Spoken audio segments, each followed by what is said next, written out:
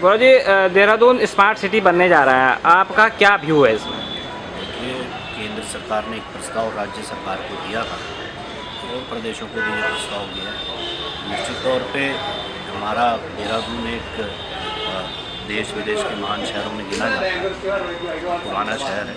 अब उसमें एक जगह चिन्हित हुई है।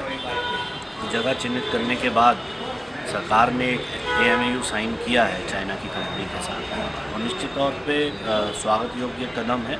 केंद्र सरकार ने एक प्रस्ताव दिया और एक फ्रेंडली रुख राज्य सरकार ने अपनाया है, जिसका स्वागत भी होना चाहिए। निश्चित तौर में आप आने वाले समय में देखेंगे कि माननीय मुख्यमंत्री स्मार्ट सिटी को एक बहुत बड़ा स्वरूप देंगे, जो एक मील का पत्थर साबित होगा, और उत्तराखंड में कई जगह और ऐसी स्मार्ट सिटीज़ बनेंगी। गौरव जी, आप ये एक युवा हैं और देहरादून जो है शिक्षा का हब भी कहा जाता है, तो स्मार्ट सिटी बनने से क्या उसमें और जो है निखार आएगा?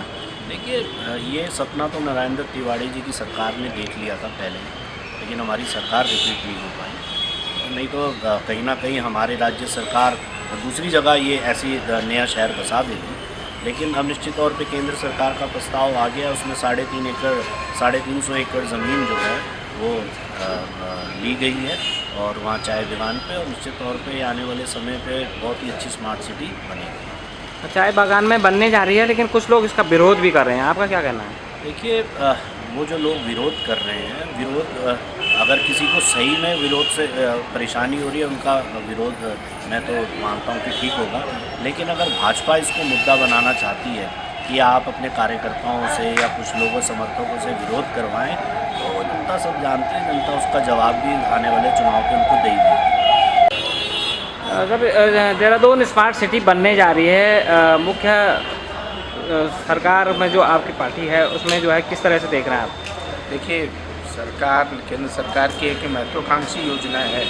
केंद्र सरकार का प्रस्ताव है, उत्तराखंड सरकार ने भूमि उपलब्ध करानी है। सरकार ने उस दिशा में काम किया, भूमि उपलब्ध कराने की बात भी हो रही है। जल्दी ही 15 तारीख तक किस तरीके से हम इस शहर को स्मार्ट सिटी के रूप में विकसित करेंगे, इसका सारा ब्लूप्रिंट बना के केंद्र सरकार को उत्तराखंड की सरकार देने जा रही है, और उसमें तमाम तरीके की व्यवस्थाएं की जाएंगी। स्मार्ट सिटी में सड़कों की व्यवस्था है, शिक्षा की व्यवस्था है, पेयजल की व्यवस्था है, स्वास्थ्य की व्यवस्था है।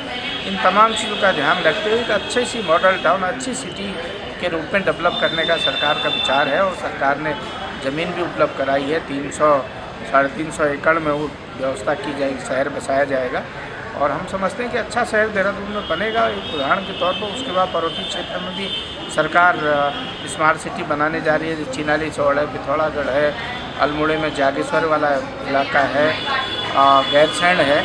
इन सब दिशा में सरकार काम कर रही है, और इसके जल्दी ही रिजल्ट सामने दिखाई देंगे, अच्छे परिणाम सामने दिखाएंगे। तो चाय बागान में स्मार्ट सिटी का कई लोग विरोध कर रहे हैं, आपका क्या कहना है? देखिए, विरोध की जगह विरोध भी है, ठीक है, विरोध भी करना चाहिए। लोकतंत्र में विरोध ही नहीं है तो कोई काम नहीं हो सकता है। विरोध नितांत आवश्यक है, लेकिन सरकार बहुत सोच समझकर और सब लोगों की, हर वर्ग की समस्या को देखते हुए स्मार्ट सिटी का निर्माण करेगी, और कहीं भी किसी को कोई तकलीफ नहीं होगी, किसी दिक्कत नहीं होगी, और गरीबों के हितों में कोई कुठाराघात नहीं किया जाएगा। उनके हित सुरक्षित रखे जाएंगे। जिन लोगों को दिक्कतें होंगी उनके हितों का पूरा ध्यान सरकार रखेगी, हम कह सकते हैं। तो स्मार्ट सिटी को लेकर के क्या कुछ होना चाहिए, और राज्य सरकार कितनी संजीदगी से इस विषय को ले रही है? देखिए, जहाँ तक स्मार्ट सिटी की बात है, मैं समझता हूँ कि ये पूरी तरह प्रदेश के हित में है। मुख्यमंत्री की पहल का मैं स्वागत करता हूँ, और जनता को भी इसको स्वीकार करना चाहिए। जहाँ तक विकास का प्रश्न है, इस प्रदेश को आगे ले जाने की बात है, हरीश रावत जी का जो प्रयास है, मैं समझता हूँ पूरी तरह से जनहित में है और दूरगामी हित में है। आज भी लोग स्मार्ट सिटी का विरोध कर रहे हैं, उनको स्थिति को समझना होगा, और चाय बागान की जो आज की वास्तविक स्थिति है उसको देखना होगा कि चाय बागान जो पहले मालिक थे कंपनी के, वो बेच करके कलकत्ता चले गए हैं, क्योंकि यहाँ पे उनको कोई लाभ नहीं था। चाय बगीचे में खेती हो रही है, पॉपुलर के पेड़ लग रहे हैं, उसके बाद शरारती तत्व, समाज विरोधी गतिविधियों में लिप्त शरारती तत्वों की शरणस्थली बन रही है।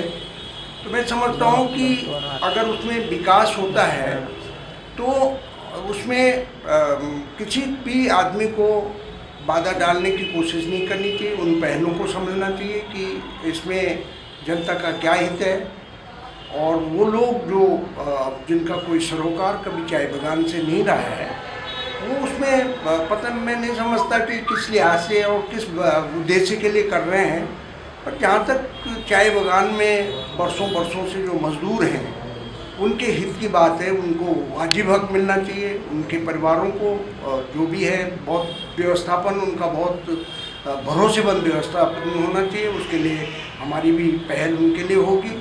और स्मार्ट सिटी का विरोध नहीं किया जाना चाहिए, बल्कि न केवल स्मार्ट सिटी बल्कि हरीश रावत जी की जितनी भी विकासपरक योजनाएं जनहित की हैं, प्रदेश के हित में हैं, उसका स्वागत किया जाना चाहिए, समर्थन किया जाना चाहिए। अच्छा, सिर्फ जो है स्मार्ट सिटी का कई लोग विरोध चाय बागान की तरफ ही कर रहे हैं, दूसरी जगह भी चाहते हैं, तो क्या कुछ कहना चाह रहे हैं आप इससे? देखिए, मैं तो ये कहना चाह रहा हूँ कि हम जब ये राज्य का आंदोलन हुआ था 94 में, मैंने खुद ये रखा था कि नए देहरादून सिटी का जो है की स्थापना की जाए, इसका लेआउट और इस तरह से बने कि मेवाले से धर्मवाले तक हो, यहाँ जोगी वाले से डोयाले तक हो। चलो ये नहीं हो पाया, लेकिन आज अब इतने दिनों के बाद स्मार्ट सिटी की बात आ रही है, तो ये मैं कह रहा हूँ कि बहुत अच्छी पहल है मुख्यमंत्री की तरफ से। यद्यपि ये केंद्र की योजना के तहत है, लेकिन प्रदेश के मुखिया के नाते हरीश रावत जी बहुत अच्छा कदम उठा रहे हैं, जनहित में उठा रहे हैं। जनता को इस बात को समझना चाहिए।